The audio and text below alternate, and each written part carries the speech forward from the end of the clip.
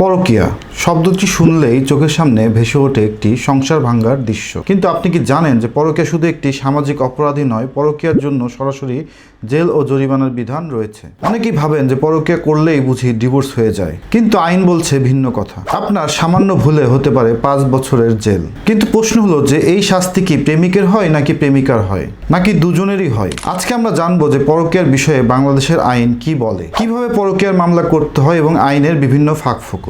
আসসালামু আলাইকুম, আমি Mohammad Samiul Islam Prince, advocate, Bangladesh supreme court. আজকে আমরা বাংলাদেশের পরকীয়ার বিদ্যমান আইন নিয়ে বিস্তারিতভাবে আলোচনা করব। ভিডিওটি না টেনে শেষ পর্যন্ত দেখবেন, ভালো লাগলে বন্ধু বান্ধবের সাথে শেয়ার করবেন। চলুন আজকের ভিডিওটি শুরু করি।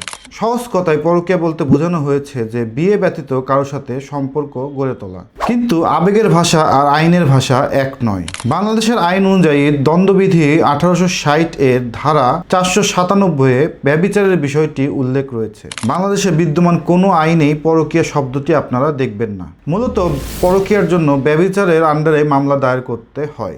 বাংলাদেশের আইন অনুযায়ী যদি কোনো একজন ব্যক্তি কোনো একজন নারীর সাথে শারীরিক সম্পর্ক করে এবং সেই ব্যক্তি জানে যে ওই নারীটি অন্য একজন ব্যক্তির বিবাহিত স্ত্রী এবং সেই সম্পর্কটি ওই স্ত্রীর স্বামীর অনুমতি ব্যতীত, তবে এ ধরনের শারীরিক সম্পর্ক পরকীয়া বা ব্যভিচার হিসাবে আইনে গণ্য হবে। এখানে খেয়াল করার মতো একটি বিষয় হচ্ছে যে আইন বলছে যে এই ধরনের সম্পর্ক ধর্ষণ হিসাবে গণ্য হবে না। এখানে নারীর সম্মতি থাকলেও যদি ওই নারীর স্বামীর কোনো ধরনের সম্মতি না থাকে, সেক্ষেত্রে সেটি একটি অপরাধ হিসেবে বিবেচিত হবে, যেটি দণ্ডবিধি আইনের 497 ধারায় ব্যভিচার বা পরকীয়া হিসেবে গণ্য হবে। এখন মজার বিষয় হলো যে এ ধরনের অপরাধের জন্য আসলে মূলত কে অপরাধী। আসুন আমরা সেই বিষয়টি নিয়ে এখন আলোচনা করি। এই জায়গাটিতেই 99% মানুষ ভুল জানেন। অনেকেই ভাবেন যে পরকীয়ায় জড়িত নারী ও পুরুষ উভয়েই সমান অপরাধে অপরাধী। কিন্তু বাংলাদেশ দণ্ডবিধি আইনের 497 ধারা অনুযায়ী ব্যভিচারের বা পরকীয়ার জন্য শুধুমাত্র পুরুষকে সাজা প্রদান করা যায়। হ্যাঁ, ঠিকই শুনেছেন, যে ব্যক্তিটি অন্য কোনো ব্যক্তির স্ত্রীর সাথে পরকীয়ায় লিপ্ত হবে বা ব্যভিচারে লিপ্ত হবে, সেই ব্যক্তির 5 বছর পর্যন্ত কারাদণ্ড হতে পারে, অথবা অর্থদণ্ডও হতে পারে, অথবা তিনি উভয় দণ্ডেও দণ্ডিত হতে পারেন। এখন প্রশ্ন হচ্ছে যে পরকীয়ায় লিপ্ত নারীর কি হবে, অর্থাৎ যে ব্যক্তির স্ত্রী পরকীয়ায় লিপ্ত হয়েছে সেই স্ত্রীর কি হবে? এক্ষেত্রে পরকীয়া বা ব্যভিচারে লিপ্ত নারীকে অপরাধের সহযোগী অথবা দুষ্কর্মের সহযোগী হিসেবে গণ্য করা যাবে না বা তাকে কোনো ধরনের সাজা প্রদান করা যাবে না।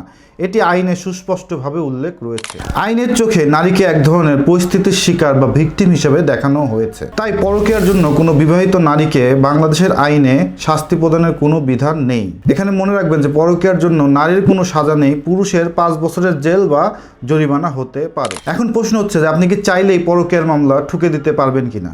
উত্তর হলো না। পরকীয়ার মামলা করার ক্ষমতা শুধুমাত্র ওই নারীর স্বামীর, অর্থাৎ যে পুরুষের স্ত্রীর সাথে পরকীয়া প্রেম করা হয় সেই পুরুষই কেবলমাত্র পরকীয়ার মামলা করতে পারবে পরকীয়া প্রেমিকের বিরুদ্ধে।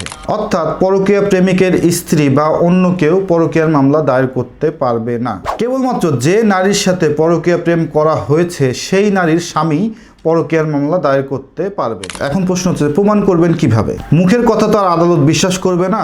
পরকীয়ার মামলা প্রমাণ করা বেশ জটিল একটি বিষয়। আপনাকে যে বিষয়গুলো আদালতে উপস্থাপন করতে হবে: প্রত্যক্ষদর্শী বা সাক্ষী, দ্বিতীয়ত ডিজিটাল প্রমাণ, ছবি, video, voice call record, social মিডিয়ার চ্যাট হিস্ট্রি, তৃতীয় হচ্ছে পারিপার্শ্বিক প্রমাণ, যা অবশ্যই ইঙ্গিত করতে হবে যে তাদের মধ্যে শারীরিক সম্পর্ক হয়েছিল। কেবলমাত্র এই সকল প্রমাণ থাকলে একটি পরকীয়ার মামলা প্রমাণ করা যায়। যদিও আমরা প্রথমেই উল্লেখ করেছি যে পরকীয়ার মামলা প্রমাণ করা বেশ জটিল একটি বিষয়। তো এখন প্রশ্ন হচ্ছে যে এই ধরনের মামলা আপনারা কোথায় দায়ের করবেন বা কিভাবে দায়ের করবেন? পরকীয়ার মামলা মূলত থানায় দায়ের করতে হয়। থানা যদি কোনো কারণে মামলা আমলে গ্রহণ না করে, সেক্ষেত্রে বিজ্ঞ আদালতে আপনাদের প্রপার ডকুমেন্ট সহ নালিশি আকারে মামলা দায়ের করতে হয়।